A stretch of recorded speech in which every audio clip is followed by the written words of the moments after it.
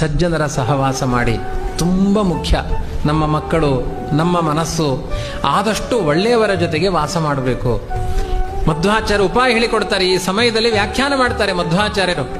ಎಷ್ಟೆಷ್ಟು ಸಜ್ಜನರ ಜೊತೆಗೆ ಸಹವಾಸ ಮಾಡ್ತೀರಿ, ಮೋಕ್ಷ ಅಷ್ಟು ಹತ್ತಿರವಾಗುತ್ತಂತೆ ನಿಮಗೆ. ತುಂಬ ಒಳ್ಳೆಯ ಉಪಾಯ. ವಿಷ್ಣು ಸಹಸ್ರನಾಮ ಪಾರಾಯಣ ಮಾಡೋರು, ವೇದಾಧ್ಯಯನ ಮಾಡುವವರ ಸಂಘ ನಾವು ಮಾಡಬೇಕು. ಅವ್ರ ಜೊತೆಗೆ ಸೇರಿ ಹರಿಭಜನೆ ಮಾಡಬೇಕು. ಆವಾಗ ನಮಗೆ ಮೋಕ್ಷದ ದಾರಿ ತುಂಬ ಸುಗಮವಾಗುತ್ತೆ.